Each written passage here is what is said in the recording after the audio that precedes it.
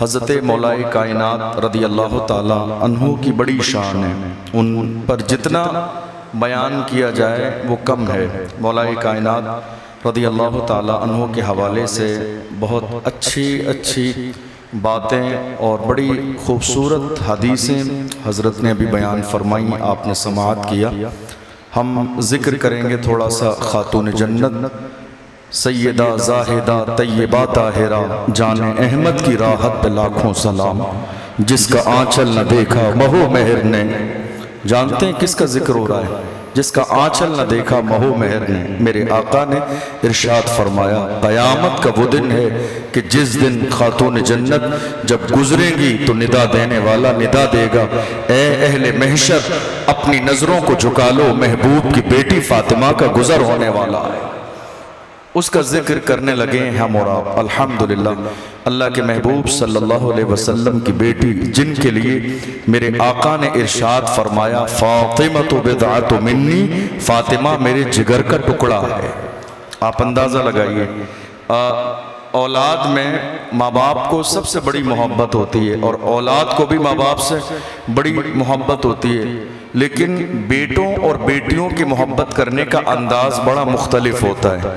بیٹے کی محبت کے مقابل مجھے ایسا لگتا ہے، اور بہت سارے واقعات اور تجربہ بھی ہے زندگی کا، کہ بیٹیوں کو ماں باپ سے کچھ خاص لگاؤ ہوتا ہے۔ جانتے ہیں آپ اس بات کو؟ اللہ کے رسول صلی اللہ علیہ وسلم نے اپنی بیٹی سے فرمایا، آپ جانتے ہیں پوری دنیا یہ کہتی ہے حضور کے لیے یا رسول اللہ ہمارے ماں باپ آپ پر قربان، یا رسول اللہ ہماری اولاد آپ پر قربان، یا رسول اللہ ہماری جان آپ پر قربان۔ آپ اندازہ لگائیے اس ذات کی شان کا عالم کیا ہوگا جس کو خود مصطفیٰ جان رحمت کہیں فاطمہ تجھ پہ میرے ماں باپ قربان۔ آپ اندازہ لگائیں کہ اس ذات گرامی کی شان کا عالم کیا ہوگا جس سے خود اللہ کے رسول فرمائیں فاطمہ تجھ پہ میرے ماں باپ قربان۔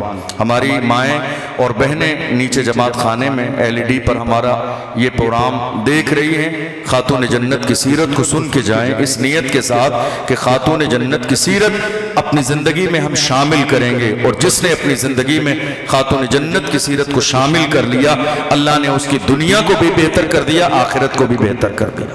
اور ہماری اور آپ کی بھی ذمہ داری ہے کہ جن کے گھروں میں بیٹیاں ہیں، اللہ نے جنہیں بیٹیوں جیسی عظیم دولت سے نوازا ہے، کوشش کریں کہ وہ اپنی بیٹیوں کی تربیت خاتون جنت کی طرح کریں، خاتون جنت کے طریقے کے مطابق کریں، اس لیے کہ بیٹیاں وہ ہیں سبحان اللہ، ایک بیٹی اگر خاتون جنت کی سیرت کا نمونہ بن جائے تو اللہ اس ایک بیٹی کے ذریعے پوری نسل کو دین سے جوڑ دیتا ہے۔ اللہ کے محبوب صلی اللہ علیہ وسلم کی بڑی عظیم بیٹی جن سے رسول اللہ محبت فرماتے ہیں، اور شان کیا ہے؟ کئی بار آپ نے سنا بھی ہے میری زبان سے، محبت اتنی ہے آج بیٹی ہمارے ہاں چھوٹی ہو یا بیٹی شادی شدہ ہو تو ہم اس بیٹی کو سلام نہیں کرنا چاہتے ہیں۔ ہم سوچتے ہیں کہ ہم باپ ہیں، ہم سلام کریں گے تو کتنا عجیب نہیں ہو جائے گا؟ ہم بیٹی کو سلام کریں گے تو بہت عجیب لگے گا، بیٹی ہماری چھوٹی ہے یا بیٹی شادی شدہ ہے، فون بھی کرتے ہیں شادی شدہ بیٹی کو تو ہم ہلو کر کے اس بات کے انتظار میں ہوتے ہیں کہ ہمیں سامنے ہماری بیٹی سامنے سے سلام کرے تو ہم جواب دیں۔ کتنے لوگ ایسے ہیں جو جواب بھی نہیں دیتے ہیں، دعا کے 4 جملے بول کے کہہ دیتے ہیں اللہ سلامت رکھے۔ کاش انہیں معلوم ہوتا کہ سلام کرنا سنت ہے اور جواب دینا واجب ہے۔ صرف ان 2 جملوں سے کام نہیں چلے گا، بلکہ تمہاری ذمہ داری یہ ہے کہ بڑوں کی، بلکہ موجودہ دور میں بڑوں کی ذمہ داری یہ ہے کہ وہ چھوٹوں کو سلام کریں، اس لیے کہ چھوٹے بڑوں سے سیکھتے ہیں، چھوٹوں کی تربیت بڑے کرتے ہیں۔ آج باپ اپنی بیٹی کو سلام کرنے کے لیے راضی نہیں، لیکن اللہ اکبر یہ کسی اور کی بیٹی نہیں، محبوب کی بیٹی ہے، گھر کسی اور کا نہیں، اللہ کے محبوب کا گھر ہے۔ شان یہ ہے جب اللہ کے رسول صلی اللہ علیہ وسلم بیٹھے ہیں، سامنے سے خاتون جنت آتی ہیں، الفاظ یہ ہیں اذا دخلت علی النبی صلی اللہ علیہ وسلم فقام الیہا فقبلہا واجلسہا فی مجلسہ۔ جب حضور کی بارگاہ میں خاتون جنت آتی ہیں، ہے کوئی باپ ایسا، ہے کوئی ماں ایسی، ہے کوئی بیٹی ایسی، ہے کوئی گھر ایسا، ہے کوئی خاندان ایسا، جب آتی ہیں کوئی باپ ایسا ہے، کوئی باپ ایسا ہے، کوئی بیٹی ایسی ہے، جب آتی ہیں تو میرے نبی فاطمہ کے استقبال کے لیے اٹھ کے کھڑے ہو جاتے ہیں۔ جب آتی ہیں تو میرے آقا ان کے استقبال کے لیے اٹھ کے کھڑے ہو جاتے ہیں، اور صرف کھڑے نہیں ہوتے، اپنی جگہ پہ بٹھاتے ہیں، پیشانی چومتے ہیں، ہاتھ چومتے ہیں، اور اعلان فرماتے ہیں لوگو فاطمہ تو بدعت منی، فاطمہ میرے جگر کا ٹکڑا ہے۔ آپ جانتے ہیں، اور جب جاتی ہیں تو میرے نبی ان کے استقبال کے لیے کھڑے ہو جاتے ہیں، اور بلکہ میرے نبی نے یہاں تک فرمایا فاطمہ راضی ہے تو خدا راضی ہے، فاطمہ راضی ہے تو خدا راضی ہے، فاطمہ راضی نہیں ہے تو خدا راضی نہیں ہے۔ آپ اندازہ لگائیے شان کیا ہے بیٹی کی شان۔ آج پریکٹیکل یہ دیکھنے میں آتا ہے کہ جب گھروں میں بیٹیاں پیدا ہوتی ہیں تو لوگ خوشی کا اظہار نہیں کرتے، گھروں میں بیٹیاں پیدا ہوتی ہیں تو ہمارے ہاں آج اس لیول پہ مٹھائی تقسیم نہیں کی جاتی، گھروں میں بیٹیاں پیدا ہوتی ہیں تو ننہال والے اس شان و شوکت کے ساتھ اس بیٹی کے لیے مٹھائی لے کر نہیں آتے ہیں۔ جب بیٹیاں پیدا ہوتی ہیں خاندان والے اتنی مبارکباد دینے کے لیے نہیں آتے ہیں، یہ سوچتے ہیں بیٹی پیدا ہوئی ہے مبارکباد دینے جائیں گے لوگ مذاق نہ سمجھ لیں۔ یاد رکھو اللہ کے رسول نے فرمایا جس کے گھر میں بیٹی پیدا ہوتی ہے اس کے گھر میں اللہ کی رحمتیں نازل ہوتی ہیں۔ آپ غور تو کرو، اللہ کے محبوب صلی اللہ علیہ وسلم کو اللہ نے بیٹے بھی دیے، خدا نے اپنے محبوب کو بیٹے بھی دیے، لیکن بچپن کے زمانے میں اللہ نے ان بیٹوں کو اٹھا لیا۔ ذمہ داری پالنے کی کس کی دی؟ بیٹیوں کی۔ کا محبوب ہر شخص بیٹوں کا خواہش مند رہتا ہے، لوگ بیٹیوں کو برا سمجھتے ہیں، کھلانا نہیں چاہتے ہیں، پالنا نہیں چاہتے ہیں، جوان کرنا نہیں چاہتے ہیں، بے عزتی محسوس کرتے ہیں کہ صاحب بیٹی ہوئی ہے بیٹی کو پال رہے ہیں، کوئی داماد بنے گا دروازے پر آئے گا کتنی ذلت کی بات ہوگی۔ یہ ایک سوچ تھی اسلام کے آنے سے پہلے۔ خدا کی رحمت نے اعلان فرمایا محبوب بیٹیوں کی تربیت کرو، زینب کی تربیت کرو تاکہ امت کو بیٹیوں کی تربیت کا سلیقہ آ جائے، حضرت رقیہ کی تربیت کرو تاکہ امت کو بیٹیوں کی تربیت کا سلیقہ آ جائے، زینب کو پالو تاکہ لوگوں کو پتہ چل جائے بیٹیوں کی شان کیا ہے، ام کلثوم سے محبت کرو تاکہ لوگوں کو پتہ چل جائے بیٹیوں کی شان کیا ہے۔ اللہ اکبر، اللہ کے محبوب بیٹیوں کی تربیت فرما رہے ہیں، اور کیسی تربیت فرمائی، سبحان اللہ، ایک بیٹی کے بیٹوں کا احسان اسلام پر بھی ہے اور قیامت تک کے آنے والے ہر مسلمان پر بھی ہے۔ اس ذات گرامی کا نام خاتون جنت ہے۔ اللہ کے رسول صلی اللہ علیہ وسلم کتنی محبت فرماتے، میں محبت پر اگر ذکر کروں تو کئی گھنٹے گزر جائیں لیکن وقت کم ہو جائے۔ اللہ کے رسول صلی اللہ علیہ وسلم کے گھر میں خاتون جنت ہے، تربیت کی جا رہی ہے۔ آپ جانتے ہیں جب تقریباً 15 سے 16 سال کی عمر ہوئی تو کئی لوگوں نے نکاح کا پیغام دیا۔ اللہ کے رسول صلی اللہ علیہ وسلم نے فرمایا شان دیکھیں، بیٹی ہو تو ایسی ہو، شان دیکھیں۔ جب لوگوں نے نکاح کا پیغام دیا کہ ہم نکاح کرنا چاہتے ہیں خاتون جنت سے، آپ جانتے ہیں نکاح کا پیغام لوگوں نے کیوں دیا؟ میرے آقا نے ارشاد فرمایا کل سبب و نسب ینقطع یوم القیامت الا سببی و نسبی۔ حضور نے فرمایا قیامت کے دن سارے رشتے ختم ہو جائیں گے سوائے میرے رشتے کے، میرا رشتہ باقی رہے گا، میرا نسب باقی رہے گا، میری نسبتیں باقی رہیں گی۔ تو جنہوں نے رسول اللہ سے کہا یا رسول اللہ آپ کی بیٹی سے نکاح کرنا چاہتے ہیں، دراصل وہ اس بات کے خواہش مند تھے کہ ہم حضور کے گھر کے داماد بن جائیں گے تو یہ رشتہ باقی رہے گا، یہ نسبت باقی رہے گی۔ لیکن اللہ کے رسول نے کیا خوبصورت جملہ ارشاد فرمایا، منع نہیں کیا میرے نبی نے، فرمایا فاطمہ کی شادی کے بارے میں، نکاح کے بارے میں مجھے اللہ کی طرف سے وحی کا انتظار ہے، اللہ فرمائے گا کہ فاطمہ کا نکاح کس سے کیا جائے گا۔ آپ اندازہ تو کریں وہ بیٹی جس کے نکاح کے لیے اللہ وحی نازل فرمائے، جس کے نکاح کے لیے جبریل امین آئے، جس کے نکاح کے لیے اللہ کے محبوب انتظار کریں۔ میرے آقا نے فرمایا کئی لوگوں نے نکاح کا پیغام دیا خاتون جنت کے لیے، میرے نبی نے فرمایا مجھے وحی کا انتظار ہے۔ کچھ لوگوں نے، کئی روایتیں ہیں اس طرح کی کہ حضرت ابو بکر صدیق رضی اللہ عنہ، حضرت عمر فاروق اعظم رضی اللہ تعالی عنہ ان دونوں بزرگوں نے اور بھی کئی صحابہ کے نام مختلف موقع پر موجود ہیں کہ انہوں نے آ کے حضرت علی سے کہا تھا علی خاندان میں سب سے زیادہ اگر حضور کو جوانوں میں محبت ہے تو تم سے محبت ہے، ہمیں یقین ہے تم اگر اپنا رشتہ رسول اللہ کی بارگاہ میں پیش کرو گے خاتون جنت کے لیے تو میرے نبی انکار نہیں فرمائیں گے۔ لوگوں نے حضرت علی رضی اللہ تعالی عنہ کو باضابطہ یہ گزارش کی اور رسول اللہ کے گھر بھیجا۔ کئی اس طرح کے واقعات ہیں کہ جب حضرت علی رضی اللہ تعالی عنہ گئے تھے میرے نبی نے مسکرا کے پوچھا تھا علی کیسے آنا ہوا، حالانکہ غیبدہ پیغمبر ہے جن کی شان یہ ہے اللہ اکبر، جنہوں نے پروردگار عالم کو بغیر حجاب دیکھا ہو، اس محبوب کی شان سبحان اللہ۔ وقت کا امام کہتا ہے اور کوئی غیب کیا تم سے چھپا ہو بھلا، جب نہ خدا ہی چھپا تم پہ کروڑوں درود۔ اس ذات گرامی کی بارگاہ میں علی ہے، فرمایا علی کیسے آنا ہوا؟ کہتے ہیں یا رسول اللہ میں نکاح کا پیغام لے کر آیا ہوں خاتون جنت کے لیے، فاطمہ کے لیے۔ میرے نبی نے مسکرا کے استقبال کیا۔ حضرت انس بن مالک فرماتے ہیں بچپن کے زمانے میں اللہ کے رسول کے گھر میں خادم کی حیثیت سے رہتا تھا، میں نے دیکھا کہ اللہ کے رسول اس انداز میں بیٹھ گئے کہ جس انداز میں میرے نبی پر وحی نازل ہوتی تھی، ہم سمجھ گئے کہ اللہ کے رسول پر وحی نازل ہو رہی ہے کہ فاطمہ کے نکاح کے لیے اللہ کی طرف سے پیغام آنے والا ہے۔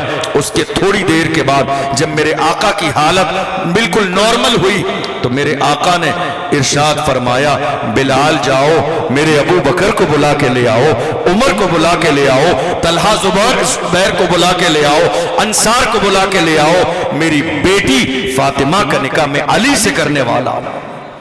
حضرت علی رضی اللہ تعالیٰ عنہ سے میرے نبی نے فرمایا علی مہر کے لیے کچھ ہے تمہارے پاس؟ یہ بڑے لوگوں کی باتیں ہیں، بڑے لوگوں کی باتیں یہ جن کے گھر میں بے اجازت جبرائیل آتے نہیں، قدر والے جانتے ہیں قدر و شان اہل بیت۔ یہ بڑوں کی باتیں، یہ ان کی باتیں ہیں کہ جن کے دروازے پر کوئی آ جاتا ہے خود بھوکے رہتے ہیں، اپنا کھانا اٹھا کے کھلا دیتے ہیں، اور زمانہ یہی اعلان کرتا ہے بھوکے رہتے ہیں غیروں کو کھلا دیتے ہیں، ایسے ہوتے ہیں محمد کے گھرانے والے۔ حضرت علی رضی اللہ تعالی عنہ کی نکاح کی بات ہوئی، میرے نبی نے فرمایا مہر انتظام ہے؟ کہا یا رسول اللہ میرے پاس ایک گھوڑا ہے اور ایک زرہ ہے۔ فرمایا گھوڑا تو نہیں، ایک مجاہد کی ضرورت ہوتی ہے، ایسا کرو زرہ بیچ دو۔ بیچی کسے اور خریدنے والا کون؟ آج لوگ کہتے ہیں نا کہ اہل بیت میں اور معاذ اللہ صحابہ اکرام میں اختلاف تھا۔ پڑھو حضرت ابو بکر صدیق نے اعلان کیا تھا مجھے رسول اللہ کے گھر والے اپنے گھر والوں سے زیادہ عزیز ہیں، مجھے رسول اللہ کے رشتہ دار اپنے رشتہ داروں سے زیادہ عزیز ہیں۔ عمر فاروق اعظم نے یہی کہا تھا مجھے رسول اللہ کے گھر والے اپنے گھر والوں سے زیادہ عزیز ہیں، رشتہ دار رسول اللہ کے اہل بیت مصطفیٰ مجھے اپنے خاندان کے لوگوں سے عزیز ہیں۔ یہی نعرہ مولائے جو ہے حضرت عثمان کا بھی ہے، اللہ اکبر۔ خریدا کس نے؟ حضرت عثمان غنی رضی اللہ تعالیٰ عنہ نے۔ خریدا کس نے؟ حضرت عثمان غنی نے 480 درہم میں زرہ خریدی، اور انداز کیا ہے؟ خرید لیا، رقم دے دی ہے، دینے کے بعد ادھر شادی ہو رہی ہے، پھر وہی زرہ شادی کے تحفے کے طور پہ لا کے کہتے علی شادی کا تحفہ میری طرف سے قبول فرمائیے۔ یہ محبت کا انداز ہے، یہ خوبصورت رشتے ہیں، اللہ اکبر۔ سب جانتے تھے، صحابہ کی تاریخ پڑھی جائے، صحابہ کی زندگی پڑھی جائے، انسان کی عقل حیران ہو جاتی ہے کہ وہ رسول اللہ صلی اللہ علیہ وسلم سے کتنی جو ہے اور حضور کے گھر والوں سے محبت کرتے تھے۔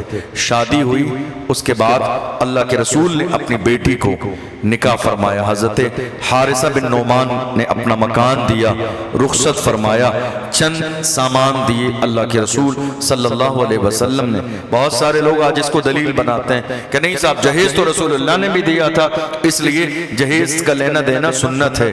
یاد رکھیے گا حضرت علی رضی اللہ تعالی عنہ کو پالا ہی مصطفیٰ جان رحمت نے تھا۔ اب بات جہیز کی نہیں ہے، اب بات گھر کے الگ ہونے کی ہے، اب مکان کے الگ ہونے کی بات ہے۔ تو گھر میں زندگی گزارنے کے لیے جن چند ضروری سامان کی ضرورت ہے اللہ کے رسول صلی اللہ علیہ وسلم نے وہ سامان فراہم کیا، وہ سامان کا انتظام کرایا ام سلیم سے کہہ کے، تاکہ عام طور پر جو زندگی میں گزارنے والی چیزیں چاہیے وہ چیزیں دلوائی گئیں. لوگ باضابطہ رشتہ کرنے کے بعد سامان کی لسٹ بنا کے دے رہے ہیں اور جب ان سے انہیں منع کیا جاتا ہے, ٹوکا جاتا ہے تو کہتے نہیں صاحب جہیز تو لینا دینا سنت ہے. تم غور تو کرو مصطفیٰ نے دیا کیا. میرے آقا نے کھجور کی چھال کا تکیہ دیا. کیا دیا میرے نبی نے؟ مٹی کے برتن دیے. کیا دیا میرے نبی نے؟ ورنہ میرا ایمان ہے جس رسول کی شان یہ ہے سبحان اللہ مالک کونین ہے, گو پاس کچھ رکھتے نہیں, دو جہاں کی نعمتیں ہیں جن کے خالی ہاتھ میں اللہ نے جن کے ہاتھ میں کائنات کے خزانے دیے ہیں. ایسا کیسے ہو سکتا ہے کہ وہ پیغمبر اپنی بیٹی کو مٹی کے برتن دیں؟ میرے آقا چاہتے, میرا ایمان ہے کہ جنت کی چابیاں خاتون جنت کے جہیز میں دیتے تھے, لیکن میرے آقا کو اس وقت بھی امت کے غریبوں کا خیال آ گیا کہ میری امت کے غریبوں کے گھر بیٹیاں ہوں گی, کوئی شخص جہیز کو دلیل نہ بنائے. اس لیے میرے آقا نے چند مٹی کے برتن ضرورت کے ساتھ دے کے خاتون جنت کو رخصت کیا اور فرمایا میری بیٹی تجھے مبارک ہو, میں نے میرے خاندان کے جوانوں میں تیرا نکاح اس سے کیا ہے جو جوان خاندانوں میں مجھے سب سے زیادہ محبوب ہے. جو خاندان میں سب سے زیادہ میرا پسندیدہ جوان ہے فاطمہ, میں نے تیرا نکاح اس سے کیا ہے. حضرت علی رضی اللہ تعالی عنہ کے گھر چلی گئی, زندگی گزر رہی ہے. آپ دیکھیں تو صحیح, آج ہماری مائیں اور بہنیں پیغام لے کر جائیں, آج کسی کے گھر میں اتنا کام نہیں ہے ہمارے اور آپ کے گھر میں کہ جہاں کام کرنے والی بیٹیوں کے ہاتھوں میں چھالے پڑ جائیں. ہم میں سے کسی کے گھر میں اتنا کام نہیں ہے, چاہے کوئی مائکے میں ہو چاہے کوئی سسرال میں ہو, اتنا کام نہیں ہے ہمارے یہاں کہ ہاتھوں پیروں میں کام کرتے ہوئے چھالے پڑ جائیں. لیکن آپ اندازہ تو لگائیے خاتون جنت ہیں کون؟ کون ہے خاتون جنت؟ سبحان اللہ, دنیا کی ہر عورت کو مہینے پر ناپاکی آتی ہے, محبوب کی بیٹی کی شان یہ ہے جنہیں نہ حیض آتا ہے نہ نفاس آتا ہے. اللہ کے رسول نے فرمایا میری بیٹی انسانی حور ہے, دنیا کی حور ہے, جنہیں نہ حیض آتا ہے نہ نفاس آتا ہے, مہینے پر ناپاکی نہیں ہوتی ہے. بچوں کی پیدائش کا عالم یہ ہے کہ ادھر بچے پیدا ہوئے اور ادھر جیسے ہی پیدائش کے بعد نماز کا وقت آتا ہے فاطمہ کھڑے ہو کے نماز ادا کرتی ہے. یہ شان اللہ نے اپنے محبوب کی بیٹی کو عطا فرمائی ہے. آپ اندازہ تو لگائیں, ہاتھوں میں چھالے پڑ گئے. آپ میں سے بہت سارے لوگ یہاں بیٹھے ہوئے ہیں جو باپ ہیں بیٹیوں کے, کچھ لوگ ایسے بھی ہیں جن کی بیٹیوں کی شادی ہو گئی ہے. ہماری بہت ساری مائیں بہنیں بیٹھی ہیں جو بہو بھی ہیں اور جن کی اپنی بیٹیاں بھی کسی کے گھر میں ہیں. آپ اندازہ لگائیے, ایک موقع پر مال غنیمت آیا جنگ سے حضور کی بارگاہ میں, میرے نبی تقسیم فرما رہے ہیں. مال غنیمت میں بہت ساری چیزیں, کپڑے بھی ہیں, درہم و دینار بھی ہیں, جنگی سامان بھی ہے, اور اس میں خادم اور غلام بھی ہیں, اور وہ بانٹے جا رہے ہیں لوگوں کو. حضرت علی رضی اللہ تعالی عنہ نے جب یہ تکلیف دیکھی, ہاتھوں میں چھالے پڑ گئے کام کرتے ہوئے, تو کہا فاطمہ تمہارے والد ہمارے آقا کونین کے مالک غلام تقسیم کر رہے ہیں, چلی جاؤ, وہ کائنات کے والی ہیں, کسی کو خالی ہاتھ نہیں لوٹاتے, تم چلی جاؤ, ایک کوئی خادمہ غلام تمہیں بھی مل جائے گا, گھر کی جو کام ہے تمہارا ہاتھ بٹا لیا جائے گا, تمہارے لیے تھوڑی سی آسانی ہو جائے گی. گئی رسول اللہ کی بارگاہ میں. یہ جملہ یاد رکھیے گا, آج کسی کے ہاتھ میں کام کرتے ہوئے چھالے نہیں پڑتے ہیں, کوئی آٹا اپنے ہاتھ سے نہیں پیستا ہے, چکی کا دور, ہاتھ سے چلانے والی چکی کا دور ختم ہو گیا. مگر محبوب کی بیٹی, کون بیٹی؟ نور والے باپ کی بیٹی, جس کے لیے وقت کا امام کہتا ہے تیری نسل پاک میں ہے بچہ بچہ نور کا, تو ہے عین نور تیرا سب گھرانہ نور کا. اس محبوب کی بیٹی جن کے ہاتھوں میں چھالے پڑ گئے ہیں حضور کی بارگاہ میں گئیں. میرے آقا صلی اللہ علیہ وسلم سے جب سوال کیا, میرے نبی نے فرمایا فاطمہ میری بیٹی تجھ سے زیادہ جن لوگوں نے بدر میں شرکت کی ہے اور جن کے والدین جن کے والد شہید ہو گئے, وہ گھر والے زیادہ مستحق ہیں تجھ سے کہ یہ خادم اور غلام انہیں دے دیے جائیں. میری بیٹی سب صبر کر، اے میری بیٹی صبر کر۔ کیا بات ہے، مصطفیٰ جان رحمت ہر آنے والے کو غلام اور خادم دے رہے ہیں، مگر اپنی بیٹی کو خادم نہیں دیا۔ اپنی بیٹی کو کیا سکھا رہے ہیں؟ کام اپنے گھر میں اپنے ہاتھ سے کرنا ہے۔ اللہ اکبر۔ آپ اندازہ تو لگائیے، آج طلاق کا دور ہے۔ روزانہ دارالفتاء میں سب سے زیادہ مسئلے ہندوستان میں ہر دارالفتاء کے اندر طلاق کے ہیں۔ طلاق کس بنیاد پر ہے؟ اگر سسرال میں سسرال والوں نے ہماری بیٹی کو کام کے لیے کہہ دیا تو طلاق کا مطالبہ کر دیا، لڑائی جھگڑے ہونے لگے۔ اگر انہوں نے کچھ کہہ دیا، تھوڑی سی کھانے پینے میں کمی آ گئی، ضرورتوں میں کمی آ گئی، من کی مرضی کے مطابق لباس پہننے کو نہ ملا، طلاق کی نوبت آ گئی۔ آپ اندازہ تو لگائیے، تھوڑا سا کام کرنے کے لیے کہہ دیا تو اس کی حمایت مائکے کی طرف سے کی جاتی ہے۔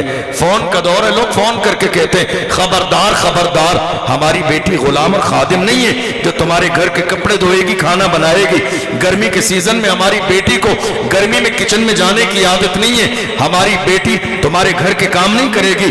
لوگ تکبر کے جملے بولتے ہیں، بڑے باپ کی بیٹی ہے جس نے یہ سارے کام مائکے میں کبھی نہیں کیے، تمہارے گھر کام نہیں کرے گی۔ میں ایسے لوگوں کو دیکھتا ہوں، بڑی حیرانی ہوتی ہے۔ بڑا باپ جس نے 10 لاکھ کما لیے، بڑا باپ جس نے 20 لاکھ کمائے، بڑا باپ جو 2 پلاٹ کا مالک ہے، بڑا باپ جس کا بڑا شو روم ہے، بڑا باپ جو 2 کروڑ کا مالک ہے، بڑا باپ۔ ارے نادان انسان، تجھے معلوم ہی نہیں کائنات میں فاطمہ کے باپ سے بڑا باپ نہ ہوا ہے، نہ قیامت تک ہو سکتا ہے۔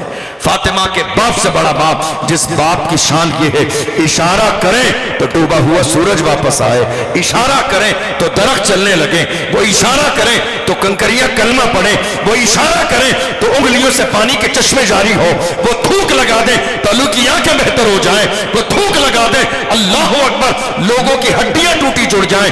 اس محبوب کی شان یہ ہے جن کی بارگاہ میں جبریل امین سارے نبیوں کو دیکھ کر آئے، کہتے ہیں یا رسول اللہ میں نے کائنات کو الٹ پلٹ کے دیکھ لیا ہے، مگر میری آنکھوں نے آپ جیسا نہ حسین دیکھا ہے، نہ جمیل دیکھا ہے، نہ شان والا دیکھا، نہ مقام والا دیکھا۔ وقت کا امام کہتا ہے یہی بولے صدر والے، چمنے جہاں کے تھالے سبھی میں نے چھان ڈالے، تیرے پائے کا نہ پایا، تجھے یک نے یک بنایا، تجھے یک نے یک بنایا۔ ایک خدا نے تنہا ایک محبوب بنایا، آپ جیسا کسی کو بنایا ہی نہیں۔ وہ بیٹی محبوب کی، سبحان اللہ، میرے آقا نے خادم نہیں دیے، غلام نہیں دیے۔ حضرت ام ایمن رضی اللہ عنہ ایک دن حضور کی بارگاہ میں آئی، لیکن حضور کی بارگاہ میں آنے سے پہلے وہ گئی خاتون جنت کے دروازے پر۔ دوپہر کا وقت تھا، گرمی کا سیزن، وہ دروازے پر گئیں تو انہیں گھر کے اندر سے چکی چلانے کی آواز آ رہی تھی۔ ایسا لگا کہ خاتون جنت چکی چلا کے آٹا پیس رہی ہیں، آواز آ رہی تھی۔ انہوں نے دروازے پر دستک دی لیکن دروازہ اندر سے کھولا نہیں گیا، تو انہوں نے روشن دان میں سے جھانکنے کی کوشش کی تو انہیں پتا چلا کہ خاتون جنت آرام کر رہی ہیں، سو رہی ہیں، مگر چکی چل رہی ہے، چلانے والا نظر نہیں آ رہا ہے۔ حسنین کریمین کا جھولا ہل رہا ہے مگر ہلانے والا نظر نہیں آ رہا ہے۔ ان کی کوئی حیرت والی بات نہیں تھی، وہ جانتی تھی حضور کی بیٹی ہے، جن کے دروازے پہ فرشتے ادب کے ساتھ کھڑے ہوتے ہیں۔ اللہ اکبر۔ حضور کی بارگاہ میں حاضر ہوئی اور حاضر ہونے کے بعد کہا یا رسول اللہ میں نے ماجرا یہ دیکھا، میری نظر نے یہ حال دیکھا کہ میں گئی تھی، دوپہر کا وقت تھا، گرمی کا موسم تھا، چکی چل رہی تھی، میں نے دیکھا خاتون جنت آرام فرما رہی، رمضان کا مہینہ ہے، روزے کے عالم میں، مگر چکی چل رہی ہے۔ حضور نے فرمایا میری بیٹی گرمی کی شدت کی وجہ سے کام کرتے ہوئے تھک گئی تھی، اللہ نے نیند میری بیٹی پر طاری کر دی تاکہ فاطمہ سو جائیں، آرام کریں، تھوڑی دیر کے لیے آرام مل جائے۔ اور فاطمہ کے گھر اللہ نے کام کرنے کے لیے فرشتوں کی جماعت کو نازل کر دیا ہے۔ فاطمہ کے گھر میں چکی چلانے والے بھی فرشتے ہیں، حسین کو جھولا جھولانے والے بھی فرشتے ہیں۔ آپ اندازہ لگائیے شان کیا ہے جن کے گھر بچوں کے جھولا جھولانے کے لیے اللہ اکبر اللہ نوری مخلوق کو بھیجے، اس گھر کی، اس دروازے کی، اس چوکھٹ کی شان کیا ہوگی۔ حضرت امام حسین رضی اللہ عنہ اور امام حسن رضی اللہ عنہ کتنے عظیم شہزادے ہیں، اللہ کے رسول صلی اللہ علیہ وسلم کی محبوب بیٹی حضرت خاتون جنت رضی اللہ تعالی عنہ کیا جب امام حسن رضی اللہ تعالی عنہ کی پیدائش ہوئی، آپ جانتے ہیں ہمارے یہاں پیدائش ہوتی ہے بچوں کی تو وہ دو طریقے سے ہوتی ہے، ایک گھروں میں پیدائش ہوتی ہے، بزرگ عورتیں دائیاں جو ہے اپنے نسخے استعمال کرتی ہیں، اب وہ دور نہیں رہا، ہاسپٹل میں پیدائش ہوتی ہے۔ بہرحال دونوں جگہ میں کہیں بھی پیدائش ہو تو جو لوگ اس حاملہ عورت کے پاس ہوتے ہیں وہ باہر آ کے خبر دیتے ہیں کہ مبارک ہو بیٹا ہوا ہے، مبارک ہو بیٹی ہوئی ہے۔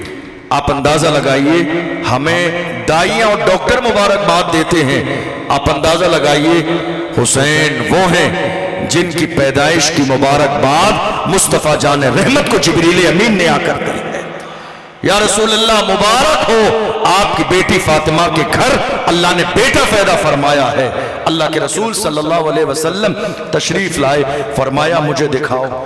کوئی حیران ہو کر کہہ سکتا ہے حضور پیدائش کے فوراً بعد کیا کوئی باپ اپنی بیٹی کے پاس آ سکتا ہے؟ ہاں باپ عام طور پر نہیں آ سکتا چونکہ وہاں ناپاکی کی حالت ہوتی ہے، یہاں حال کیا ہے تیری نسل پاک میں ہے، بچہ بچہ نور کا، تو ہے عین نور تیرا، سب گھرانہ نور کا۔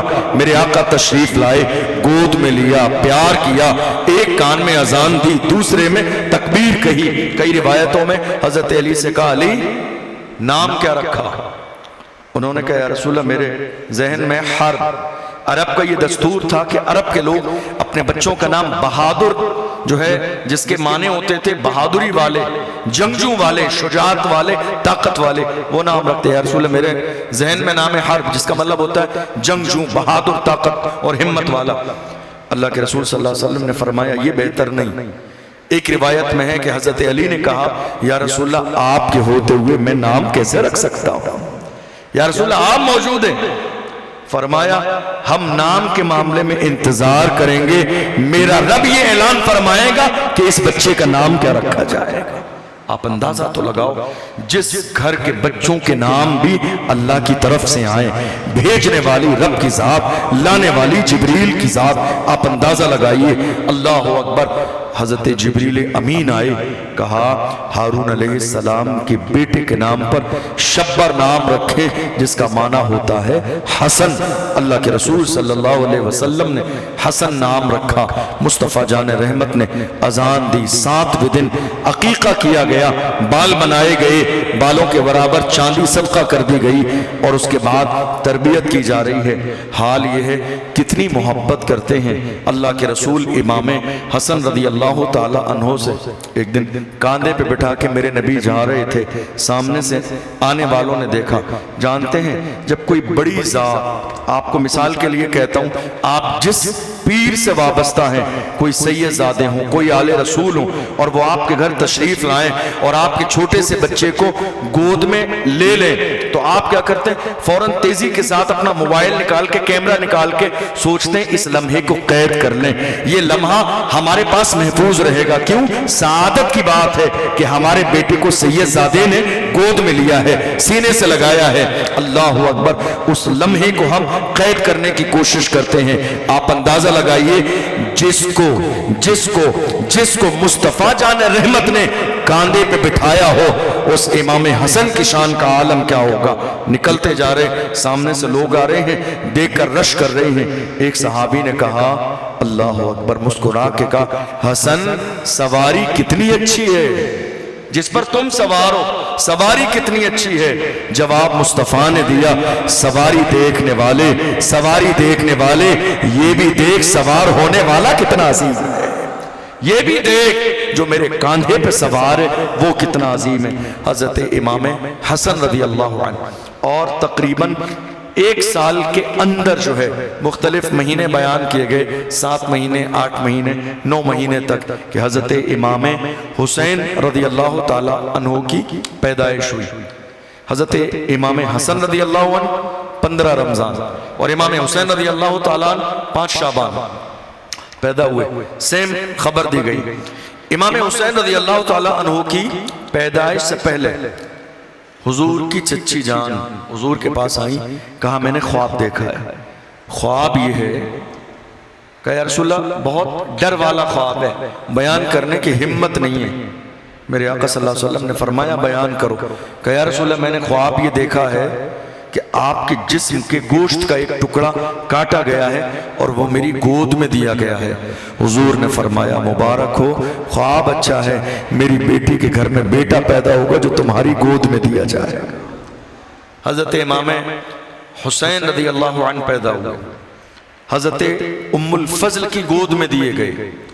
آپ جانتے ہیں رسول اللہ صلی اللہ علیہ وسلم کو دیکھا گیا کہ گود میں ہیں، حضور محبت فرما رہے ہیں۔ دیکھا گیا کہ تھوڑی دیر کے بعد حضور کی آنکھوں سے آنسو بھی جاری ہوئے۔ پوچھا گیا یا رسول اللہ یہ خوشی کا موقع ہے، آپ رو رہے ہیں، آپ کی آنکھوں سے آنسو جاری ہو رہے ہیں؟ فرمایا میرے پاس جبریل امین آئے اور انہوں نے آ کے خبر دی یا رسول اللہ یہ آپ کا شہزادہ کربلا کی سرزمین پر شہید کر دیا جائے گا، مجھے اس لیے رونا آ گیا۔ اللہ کے رسول نے کتنی محبت فرمائی، کون حسن کون حسین؟ وہ حسین جن کے لیے میرے نبی نے فرمایا ان الحسن والحسین سیدہ شباب اہل الجنہ، حسن و حسین یہ جنتی جوانوں کے سردار ہیں۔ کون حسین؟ اللہ اکبر، میرے نبی گود میں لے کے دونوں سے پیار فرماتے ہیں۔ سامنے صحابہ ہیں، کہتے ہیں یا رسول اللہ آپ بہت محبت کرتے ہیں؟ میرے آقا نے فرمایا ہاں میں بہت محبت کرتا ہوں، تم بھی محبت کرو اور جو محبت کرے گا اللہ ان سب سے محبت فرمائے گا۔ آپ اندازہ لگائیے امام حسین کی شان کیا ہے۔ جمعہ کا دن ہے، اللہ کے رسول صلی اللہ علیہ وسلم خطبہ ارشاد فرما رہے ہیں۔ حضرت امام حسن اور امام حسین رضی اللہ تعالیٰ عنہ نے نیا چلنا سیکھا ہے۔ اب جب بچے نیا چلنا سیکھتے ہیں تو وہ اٹھتے بھی ہیں پھر گرتے بھی ہیں، اٹھتے بھی ہیں گرتے بھی ہیں، یہ انداز ہوتا ہے۔ اللہ کے رسول خطبہ ارشاد فرما رہے ہیں۔ ہمارے ہاں جمعہ میں خطبہ ہوتا ہے اور اس سے پہلے ہوتی ہے تقریر ہماری آپ کی زبان میں کہ صاحب تقریر ہو گئی اب خطبے کا وقت ہے۔ تو جب منبر پر خطبہ دیا جائے تقریر میں آپ باہر جا سکتے ہیں مسجد سے، مطلب جانا نہیں چاہیے، اللہ رسول کا پیغام توجہ سے سننا چاہیے، باتیں نہیں کرنا چاہیے، ذہن ادھر ادھر نہیں لگانا چاہیے، دین کی بات ہو رہی ہے توجہ سے سننا چاہیے۔ بیان ہوتا ہی اس لیے کہ ہم اپنی زندگی میں اسے شامل کریں، لیکن اگر کوئی ضرورت پڑ جائے تو انسان باہر چلا جائے گا، گناہ نہیں ہوگا، جا سکتا ہے۔ کوئی پریشانی ہو، کوئی دقت ہو، انسان اٹھ کے چلا جائے آ جائے، پانی پینے چلا جائے آ جائے۔ کیوں؟ تقریر ہو رہی ہے۔ اب اس کا یہ مطلب نہیں ہے کہ آنے والے جمعے میں آپ اٹھ کے باہر چلے جانا کہ حضرت نے بتایا جا سکتے ہیں، طریق جا سکتا ہے انسان، گناہ نہیں ہوگا، لیکن فرق سمجھو، جب عالم دین منبر پہ ہو خطبہ دینے کے لیے اب نہیں جا سکتے، اب جانا جائز نہیں، اب اٹھنا جائز نہیں، اب ادھر ادھر دیکھنا جائز نہیں، اب باتیں کرنا جائز نہیں، اب دنیا کا کام کرنا جائز نہیں۔ یہ خطبہ جب خطیب منبر پہ کھڑے ہو کے جمعے کے دن خطبہ دے تو یہ خطبہ سننا واجب ہے، لازم ہے، اٹھ نہیں سکتے۔ میرے نبی وہی خطبہ دے رہے جس خطبے میں کچھ کر نہیں سکتے سامنے سے۔ اب کنڈیشن کیا ہے مسجد کی؟ یہ محراب اور منبر ہے اور سامنے دروازہ ہے، بالکل یہ کنڈیشن ہے کہ سامنے زینے سے لوگ آ رہے ہیں اور میری نظر پڑ رہی ہے، آ رہے ہیں، صفیں لگی ہوئی ہیں۔ آپ ذرا اپنے ذہن میں لائیے صفوں میں بیٹھنے والے کون ہیں؟ مقتدی کون ہیں؟ ابو بکر صدیق۔ مقتدی کون ہیں؟ فاروق اعظم۔ مقتدی کون ہیں؟ عثمان غنی۔ مقتدی کون ہیں؟ مولا علی۔ مقتدی کون ہیں؟ حضرت طلحہ۔ مقتدی کون ہیں؟ حضرت زبیر۔ مقتدی کون ہیں؟ عبد الرحمن بن عوف۔ صحابہ ہیں، میرے نبی منبر پہ ہیں، لیکن جیسے ہی حضور کی نظر پڑی کہ حسن حسین آ رہے ہیں، اب غور کیجئے، میں یہاں بیٹھ کر بیان کر رہا ہوں، کوئی بھی چھوٹی سی چھوٹی بات ہو یا کوئی کام ہو، پیچھے اتنے لوگ بیٹھے ہیں، میں کسی کا بھی نام لے کے کہوں گا ذرا سے یہ کام دیکھ لینا، کیا نہیں دیکھیں گے؟ دیکھ لیں گے۔ میرے جیسے چھوٹے سے بندے کی جس کی کوئی حیثیت اور اوقات نہیں، لوگ میرا اتنا کہنا مانیں گے، دیکھ لیں گے۔ جہاں نام پر گردن کٹانے والے موجود ہوں۔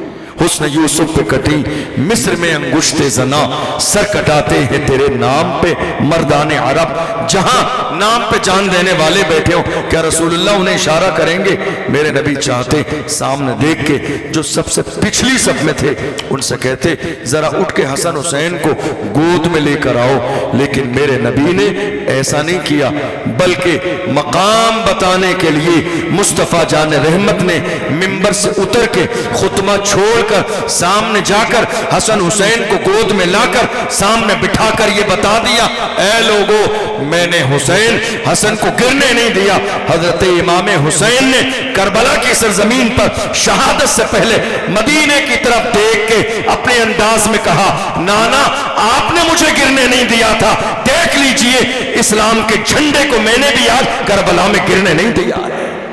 میں نے ضرورت پڑی تو علی اکبر کو بھیجا، ضرورت پڑی تو قاسم کو بھیجا، ضرورت پڑی علی اصغر کو دیا، ضرورت پڑی عباس کے بازو کٹے، ضرورت پڑی مسلم بن عقیل شہید کیے گئے، اولو محمد نے جان دی۔ یا رسول اللہ اب آپ کے شہزادے کی جان دینے کی باری ہے، گواہ رہنا میں نے جان دینے کی تو تیاری کی ہے، مگر اسلام کا جھنڈا زمین پہ گرنا نہیں دیا ہے۔ چونکہ تربیت مصطفیٰ جان رحمت نے جیسی فرمائی تھی، آپ اندازہ لگائیں اللہ کے محبوب صلی اللہ علیہ وسلم کتنی محبت فرماتے، جن کے لیے میرے نبی نے خطبہ چھوڑا۔ عالم کیا تھا؟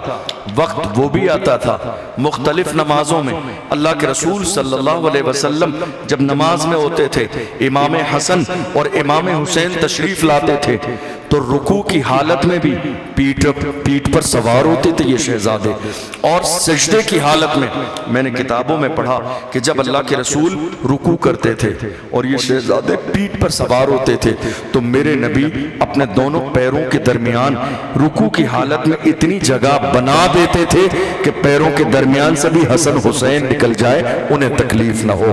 اللہ اکبر!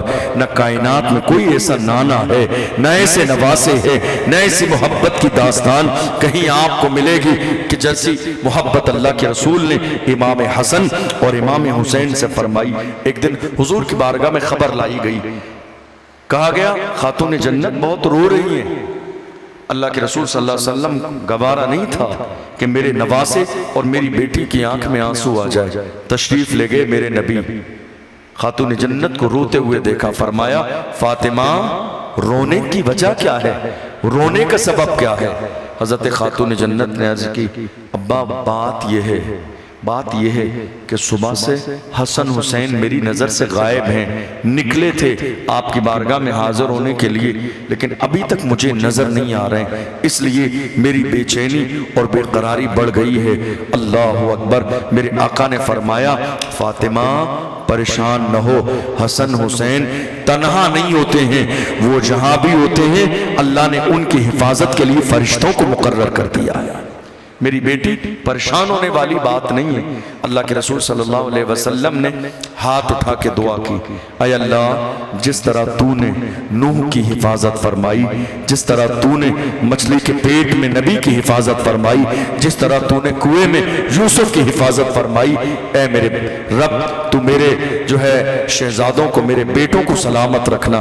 جبریل امین بارگاہ رسول میں آئے اور آنے کے بعد کہا یا رسول اللہ پریشان ہونے کی بات نہیں ہے، قبیلہ بنی نجار کے کھجور کے باغ میں آپ کے دونوں شہزادے ہیں، حضرت علی مصطفیٰ جان رحمت، کئی صحابہ اکرام حضور کے ساتھ تشریف لے گئے، جا کے دیکھا دونوں لوگ سو رہے ہیں، دیکھتے کیا ہے کہ اللہ نے فرشتے ان کی حفاظت کے لیے مقرر کر دیے ہیں۔ یہ کس کی شان ہے؟ اللہ کے رسول کے نواسوں کی شان ہے۔ آپ جانتے ہیں حضور سے ایک موقع پر صحابہ نے کہا تھا یا رسول اللہ نبیوں کی اولادیں رہیں، ذکر چلتا رہا، آپ کا بیٹا چونکہ بچپن کے زمانے میں اللہ کے رسول صلی اللہ علیہ وسلم اپنی گود میں ایک طرف اپنے بیٹے حضرت ابراہیم رضی اللہ عنہ کو لے کر بیٹھے ہوئے اور ایک طرف امام حسین، جبریل امین آئے کہ یا رسول اللہ اللہ ان دونوں کو آپ کے پاس جمع نہیں رہنے دے گا، ان میں سے کوئی ایک رہے گا، آپ جس کو چاہیں گے۔ اللہ کے رسول نے غور فرمایا، کہا اگر حسین دنیا سے تشریف لے گئے تو میری بیٹی کی دل کو تکلیف ہوگی، علی کے دل کو تکلیف ہوگی، میرے دل کو تکلیف ہوگی، اور اگر بیٹا ابراہیم دنیا سے گیا تو زیادہ تکلیف میرے دل کو ہوگی۔ کہا میرے آقا نے میں چاہتا ہوں کہ حسین میرے پاس رہیں، گویا کہ اگر میرا بیٹا دنیا سے چلا جائے لیکن حسین میرے پاس رہے۔ اسی لیے 3 دن کے بعد حضور کے شہزادے کا انتقال ہوا۔ کئی بار ایسا ہوا کہ جب امام حسین آتے تھے میرے نبی لوگوں کے درمیان استقبال کرتے تھے، مرحبا کہتے تھے اور فرماتے تھے شہزادے میرے پاس آؤ، اے لوگوں دیکھو یہ وہ شہزادہ ہے جس پر میں نے اپنے بیٹے کو قربان کر دیا ہے، یہ آنے والا وہ شہزادہ ہے جس پر میں نے اپنے بیٹے کو قربان کر دیا۔ حضرت اسامہ رضی اللہ عنہ حضور کے بڑے جلیل القدر صحابی ہیں، کہتے ہیں ایک دن مجھے رات کے وقت میں اللہ کے رسول کی بارگاہ میں کوئی حاجت پیش آ گئی اور میں رات کے وقت میں حضور کی بارگاہ میں گیا۔ اللہ کے رسول صلی اللہ علیہ وسلم دروازے پر تشریف لائے، میں نے دیکھا کہ حضور کمبل اوڑے ہوئے ہیں یا کوئی موٹی چادر اوڑے ہوئے ہیں، اور ایسا لگتا ہے کہ کچھ جیسے اندر ہے اس میں وہ ہل رہی تھی، کچھ حرکت ہو رہی تھی۔ میں نے کہا یا رسول اللہ آپ کی اس جو ہے کملی کے اندر، اس کمبل کے اندر، اس چادر کے اندر ایسا لگتا ہے کہ کچھ موجود ہے۔ اللہ کے رسول نے زبان سے اعلان نہ فرمایا بلکہ حضور نے چادر کو ہٹا دیا۔ حضرت اسامہ کہتے ہیں میں نے دیکھا کیا، ایک طرف حسن ہے دوسری طرف حسین ہے۔ آپ اندازہ لگائیے کون حسن کون امام حسین جن کی شان اللہ کے رسول نے بیان فرمائی۔ جب رسول اللہ کے وصال کا وقت قریب آیا، حضرت خاتون جنت رضی اللہ تعالی عنہا دونوں شہزادوں کو لے کر پہنچے۔ عمر کیا تھی دونوں شہزادوں کی؟ 7 سال 8 سال یا 6 سال 7 سال، دونوں شہزادوں کو لے کر پہنچے۔ کہا آقا ان دونوں شہزادوں کو آپ کی میراث میں سے کچھ عطا فرما دیں، آپ انہیں نواز دیں، کچھ عطا فرما دیں۔ میرے آقا نے ارشاد فرمایا حسن کے لیے میری ہیبت اور میری سرداری ہے، اور حسین کے لیے میری جرت اور میری شجاعت ہے، میری سخاوت ہے۔ میں نے کئی بار غور کیا کہ میرے نبی نے امام حسین کے لیے کہا میری جرت اور میری سخاوت ہے۔ آپ غور تو کیجئے حضور نے حسین کو بچپن کے زمانے میں عمر کتنی ہے 7 سال، دے کیا رہے ہیں؟ جرت۔ جرت کیوں دے رہے ہیں؟ جرت اس لیے دے رہے ہیں غیب داں نبی کی نظر دیکھ رہی ہے، جس کے پاس جرت نہ ہو وہ 22,000 کے لشکر کے سامنے کھڑا کیسے ہو سکتا ہے؟ جس کے پاس جرت نہ ہو وہ اپنی اولاد کو کربلا میں شہید کیسے کرا سکتا ہے؟ جس کے پاس ہمت اور جرت نہ ہو وہ اتنی بڑی قربانی کیسے دے سکتا ہے؟ جس کے پاس ہمت اور جرت نہ ہو اللہ اکبر وہ اتنی بڑی قربانی کے لیے ہاں کیسے کر سکتا ہے؟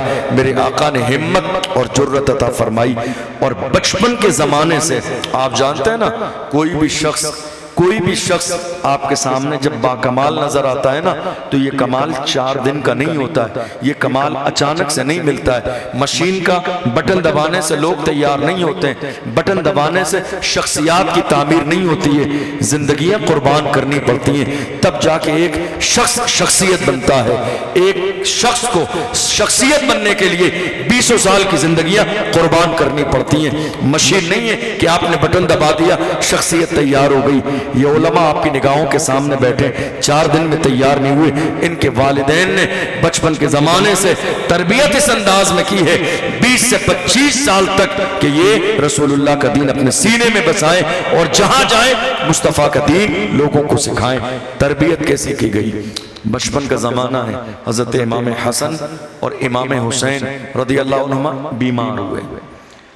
کسی نے کہا کہ آپ کے گھر میں، کہا علی منت مان لیں، نظر مان لیں ان دونوں شہزادوں کے لیے۔ آپ نظر مانیں گے، منت مانیں گے، اللہ تعالیٰ انہیں شفا عطا فرمائے گا۔ حضرت مولا کائنات کی منت، آپ منت ماننا دیکھیے، منت کیسے مانتے ہیں؟ آپ بھی مانتے ہیں؟ ہمارے ہاں اللہ معاف فرمائے کیسی کیسی منتیں مانی جاتی ہیں، سمجھ رہے ہیں آپ؟ ناجائز منت، اور اس منت کو پورا کرنے کے لیے چاہے علماء کتنے ہی مسائل بیان کریں، اس کے باوجود ہمارے گھر کی عورتیں یہ ماننے کے لیے تیار نہیں کہ یہ جائز نہیں ہے۔ وہ کہتے نہیں صاحب منت مانی تھی۔ منت ہمارے یہاں لوگ کیا مانتے ہیں؟ نہیں صاحب کان میں بالی پہنائیں گے تو بچہ زندہ رہے گا، کان میں بالی پہنانے سے بچہ زندہ رہے گا۔ زندگی دینے والی ذات میرے رب کی ہے، موت دینے والی ذات میرے رب کی ہے، کان میں بالی پہنانے سے بچہ زندہ نہیں رہے گا۔ اللہ اکبر، یہ منت ہمارے یہاں ماننے کا مزاج ہے۔ کچھ لوگ کہتے ہیں ہم اپنے بچے کو لے جا کے فلاں مزار پر بال صاف کرائیں گے۔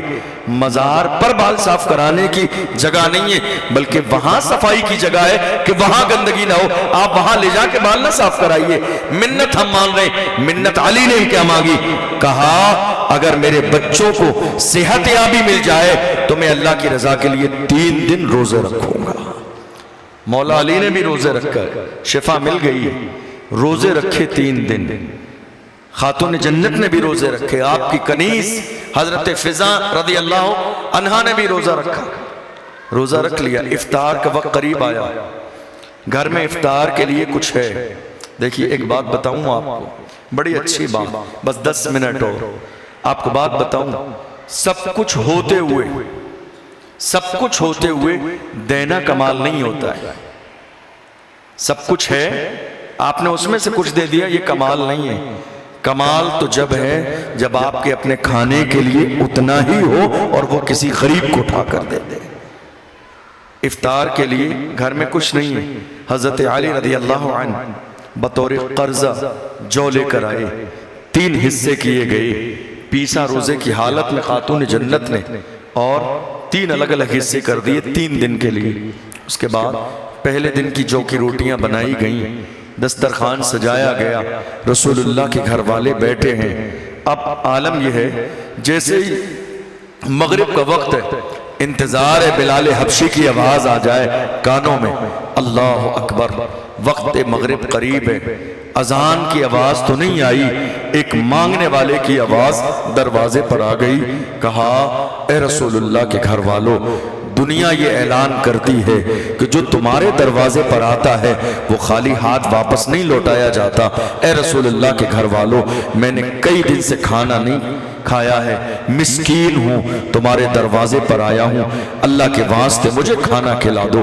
اللہ اکبر، سب ایک دوسرے کا چہرہ دیکھ رہے۔ علی اٹھے، جو دسترخوان پر کھانا میسر ہے اٹھایا، دروازے پر مسکین کو دیا، واپس آئے، دسترخوان پر بیٹھے، پانی پیا، اللہ کا شکر ادا کیا، مغرب کی نماز ادا کی، پانی سے روزہ رکھ لیا۔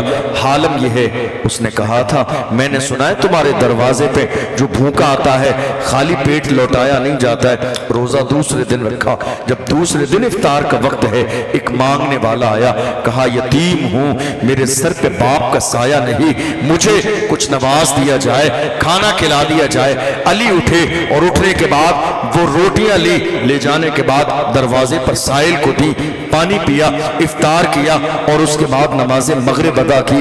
تیسرا دن آیا، پھر افطار کا وقت آیا، روٹیاں تیار ہیں، اذان کی آواز بعد میں آئی، مانگنے والے کی آواز پہلے آئی، کہا اسیر ہوں، قیدی ہوں، بھوکا ہوں، تمہارے دروازے پر آ گیا، روٹی کھلا دو، کھانا کھلا دو۔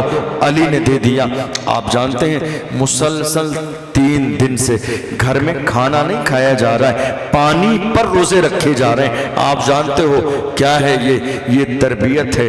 3 دن پانی پر روزے رکھے جا رہے ہیں، گھر والے بھوکے ہیں، تربیت کی جا رہی ہے امام حسین کی۔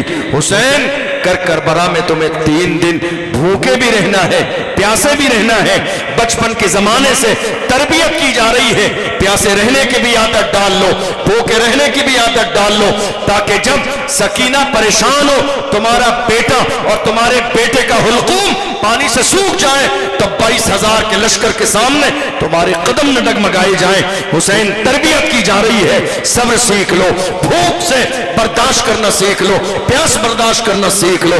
اللہ اکبر، سجدہ شکر ادا کر رہی ہے، دنیا پکار کے کہہ رہی ہے محمد کے گھرانے کے سب پھول ایسے ہیں جو بن پانی کے تر رہتے ہیں، مرجھایا نہیں کرتے۔ ہے دنیا میں کوئی انسان، ہے دنیا میں کوئی انسان جو اس گرمی کے زمانے میں صبح سے لے کر شام تک بغیر پانی کے رہے اور اس کے جسم میں جان باقی رہے؟ آپ اندازہ لگائیں، ہم اور آپ پانی پینے کے بعد 16-17 گھنٹے کا روزہ رکھنے کے بعد افطار کرنے کے بعد ہمارے جسم کی کمزوری کا عالم یہ ہوتا ہے، کتنے لوگ مغرب کی نماز ادا نہیں کر پاتے، افطار کے بعد جا کے بستر پہ لیٹ جاتے ہیں، جس میں جان نہیں ہے، تھوڑی دیر کے بعد سکون ملا تو نماز ادا کروں گا۔ آپ اندازہ لگائیے کون ہے یہ؟ حضور کے گھر والے ہیں۔ کون ہے یہ؟ رسول اللہ کی اولاد ہے، جن کی رگوں میں مصطفیٰ جان رحمت کا خون ہے۔ اللہ کے رسول نے یہ نہیں کہا دنیا والوں سے، اے دنیا والوں یہ میرے نواسے ہیں۔ شان ہے یہ امام حسین کی اور امام حسن کی کہ میرے نبی نے ان دونوں کے لیے کہا ہادان ابنایا۔ میرے نبی نے فرمایا اے لوگوں یہ دونوں میرے بیٹے ہیں۔ نواسے نہیں کہا، کیا کہا؟ ہادان ابنایا، یہ دونوں میرے بیٹے ہیں، یہ دونوں میرے شہزادے ہیں۔ آپ اندازہ لگائیے اللہ کے رسول صلی اللہ علیہ وسلم کے حوالے سے ایک اعتراض اور اس کا جواب، آخری بات۔ بہت سارے لوگ امام حسین رضی اللہ تعالی عنہ کی شان کے بارے میں یہ اعتراض کرتے ہیں آج کے زمانے میں کہ آپ لوگ امام حسین رضی اللہ تعالی عنہ کے حوالے سے، ان کے وسیلے سے دعا کرتے ہیں اور یہ سوچتے ہیں کہ امام حسین مدد کریں گے تمہاری مدد ہو جائے گی، پریشانی دور ہو جائے گی۔ جو نبی اپنے نواسے کو کربلا میں بچا نہ سکے وہ تمہیں کیا بچائیں گے؟ اعتراض، سوال سمجھ آیا؟ کہ جو نبی اپنے نواسے کو نہ بچا سکے وہ تمہیں کیا بچائیں گے؟ آپ اندازہ لگائیے، کیا واقعہ کربلا اچانک سے ہوا؟ نہیں، حسین جب گود میں تھے تب شہادت کی خبر مشہور ہو گئی تھی۔ امام حسین کی شہادت کی خبر کب دی میرے نبی نے؟ جب حسین گود میں ہے۔ جبریل امین نے کہا یا رسول اللہ یہ مٹی ہے وہاں کی، میرے آقا کو وہاں کی مٹی لا کر دی گئی اور میرے آقا نے کربلا کی مٹی اپنی بیویوں میں سے، حضور نے 11 بیویوں میں سے کس کو دی؟ حضرت ام سلیم کو۔ کمال اس میں بھی ہے چونکہ میرے نبی جانتے ہیں اس وقت دنیا میں رہنے والی ام سلیم ہی ہے۔ فرمایا یہ مٹی تمہارے پاس رہے گی، جس دن خون بن جائے سمجھ لینا کربلا میں میرے حسین کو شہید کر دیا گیا ہے۔ کون نہیں جانتا تھا؟ فاطمہ جانتی تھی کہ حسین کو کربلا میں شہید کیا جائے گا، علی جانتے تھے کربلا میں شہید کیا جائے گا، صحابہ جانتے تھے کربلا میں شہید کیا جائے گا، حتیٰ کہ حضرت علی رضی اللہ تعالیٰ عنہ ایک موقع پر سفر میں کربلا سے گزرے بھی، وہاں بیٹھے بھی، مٹی کو اٹھایا بھی، مٹی کو ڈالا بھی اور کہا یہ وہی جگہ ہے جہاں میرا بیٹا حسین شہید کیا جائے گا۔ سب جانتے تھے۔ شہادت بچپن کے زمانے سے مشہور تھی امام حسین کی۔ اب اتنی مشہور شہادت، لیکن کمال یہ ہے اس رسول کے نواسے جو ہاتھ اٹھا دیں بارش کے لیے تو ہاتھ بعد میں گرائیں، بارش پہلے گرنے لگے۔ اس رسول کے نواسے جو ہاتھ اٹھا دیں تو بگڑے مقدر پہلے بن جائیں، ہاتھ بعد میں نیچے گرائیں۔ اس رسول نے پوری زندگی میں کبھی ایک بار بھی دعا نہیں کی اے اللہ میرے حسین کو شہادت سے بچا لے۔ وہ فاطمہ، اللہ اکبر، جو اللہ کی بارگاہ میں حسن و حسین کے لیے بچپن کے زمانے میں عید پہ کپڑوں کے لیے سجدے میں کہیں مولا شہزادوں سے وعدہ کیا ہے عید کے کپڑوں کے لیے، اللہ اکبر، سجدے میں سر رکھیں، دروازے پہ دستک ہو، دروازہ کھولیں، آئے، کون ہے؟ اہل بیت کا درزی ہوں، حسین اور حسن کے لیے لباس لایا ہوں۔ وہ فاطمہ، اللہ اکبر، جن کی باتیں، جن کی دعائیں اللہ کی بارگاہ میں کبھی رد نہیں کی جاتی ہیں، محبوب کی بیٹی جو اپنی پیشانی اللہ کی بارگاہ میں جھکا کے کہتی ہیں اے اللہ کوئی رات تو اتنی لمبی کر دے کہ فاطمہ کی 2 رکعت نماز مکمل ہو جائے۔ وہ فاطمہ، لیکن کبھی زندگی میں ایک بار انہوں نے دعا نہیں کی اے اللہ میرے بیٹے کو شہادت سے بچا لے۔ مولا کائنات نے کبھی دعا نہیں کی۔ کون علی؟ کون علی؟ کوفہ میں تھے، اللہ کرے اور اللہ توفیق دے تو ایک بار پلان کیجئے زندگی میں آپ عراق کے سفر پہ ضرور جائیے، ایک بار اللہ توفیق دے. ایک بار ضرور جائیے. عراق کے سفر میں آپ کو نجف بھی ملے گا، مولا علی کی بارگاہ، کربلا بھی ملے گا، تمام شہداء کی بارگاہیں، کوفہ بھی ہے جہاں مولا علی کی حکومت تھی، مدائن بھی ہے، بصرہ بھی ہے، ساری چیزیں ہیں. حضرت مولا کائنات رضی اللہ عنہ کوفہ میں لوگ آئے، کہا نہر فرات میں پانی بہت زیادہ بھر گیا، اتنا زیادہ پانی ابل رہا ہے اس سے کہ ہماری کھیتیاں برباد ہو جا رہی ہیں، علی کچھ تو کریں. اس کا مطلب لوگ جانتے تھے کہ علی کے پاس کچھ کرنے کا پاور ہے، کچھ تو کریں. حضرت علی حجرے میں گئے، حجرے میں گئے، واپس آئے. حجرے میں کیوں گئے؟ جانے کے بعد رسول اللہ کا جبہ پہنا، رسول اللہ کا عمامہ باندھا، عصائے مبارک ہاتھ میں لیا، باہر آئے. باہر آنے کے بعد ارشاد فرمایا اے لوگو چلو. گھوڑے پہ سوار ہوئے، نہر فرات کی طرف گئے، لوگ ساتھ میں گئے، عصا بھی ہے. اور دیکھو پاور کتنا ہے. نہر فرات کے سامنے حضرت علی رضی اللہ تعالیٰ عنہ نے عصائے مبارک سے پانی کو اشارہ کیا، اے پانی اور نیچے چلا جا، اوپر نہیں آنا ہے کہ لوگوں کی کھیتیاں برباد ہو جائیں. شان دیکھو علی کی، شان دیکھو علی کی. عصائے مبارک سے دریائے فرات کے پانی کو اشارہ کر رہے ہیں، اے پانی نیچے چلا جا. پانی نیچے گیا، لوگ سامنے ہیں، لوگ کھڑے ہیں، لوگ دیکھ رہے ہیں. حضرت علی نے فرمایا اتنا کافی ہے؟ لوگ کہتے ہیں حضور اور کم ہو جائے، حضور اور کم ہو جائے. حضرت علی پانی کو کہہ کے اے پانی اور نیچے ہو جاؤ. علماء نے لکھا ہے تقریباً 2 سے 3 فٹ جب پانی نیچے چلا گیا تو لوگوں نے کہا علی اتنا کافی ہے، اب نہ ہمارے گھر کو تکلیف ہوگی نہ کھیتیوں کو تکلیف ہوگی. آپ اندازہ لگاؤ علی کون ہے جس کی حکومت پانی پہ چل رہی ہو، جس کی حکومت دریا پہ چل رہی ہو. اللہ اکبر. انہوں نے کبھی زندگی میں ایک بار بھی اپنے شہزادوں کے لیے یہ دعا نہیں کی اے اللہ میرے حسین کو بچا لے، کبھی نہیں کی. ابو بکر صدیق جیسے صحابہ اکرام موجود ہیں، جانتے ہیں سب. اب جب امام حسین چلے تھے، کل انشاءاللہ امام حسین کا سفر بیان ہوگا، جب چلے تھے کون نہیں ملا؟ بڑے بڑے صحابہ اکرام نے روکا. وہ سب جانتے تھے اور سب نے کیا کہا؟ کربلا والے غدار، کوفہ والے غدار ہیں، آپ نہ جائیے، آپ وہاں نہ جائیے، یہ غدار ہیں. جانتے تھے، روکنے والے جانتے تھے، پر پھر بھی انہوں نے دعا نہیں کی کہ حسین کو شہادت سے بچا. اس لیے کہ شہادت ایک بڑا مقام ہے جس کے لیے خود میرے نبی نے اپنے لیے دعا فرمائی اے اللہ مجھے شہادت کا مقام نصیب فرما. قرآن میں کہا گیا جو شہید ہوتے ہیں وہ ہمیشہ زندہ رہتے ہیں، جو شہید ہوتے ہیں وہ ہمیشہ زندہ رہتے ہیں. آپ جانتے ہیں ایک علاقہ ہے وہیں بغداد کی سرزمین پر، ہم لوگ ہر سال جاتے ہیں، حاضری ہوتی ہے، مدائن کا علاقہ جہاں حضرت سلمان فارسی رضی اللہ تعالیٰ عنہ کا مزار مبارک ہے. انشاءاللہ 10 محرم کو بتاؤں گا اس کے بارے میں. عالم یہ تھا کہ ایک زمانے کے بعد، سمجھے، کئی سو سال گزرنے کے بعد جب ان کی قبر میں پانی گیا تو خواب میں آ کے بشارت دی، اور بشارت دینے کے بعد قبر کھولی گئی، جسم مبارک نکالا گیا. ایک زمانے کئی سو صدیاں گزر گئی، لیکن جب نکالا گیا تو خون بہ رہا تھا، ایسا لگ رہا تھا کہ انہیں ابھی تھوڑی دیر پہلے قبر میں دفن کیا گیا ہے. شہید زندہ رہتے ہیں. اللہ اکبر. آپ جانتے ہیں کسی نے بچانے کے لیے دعا نہیں کی. میں آپ کو بتاؤں، ایک آپ دریا کے قریب ہیں، ایک شخص دریا میں ڈوبنے لگا.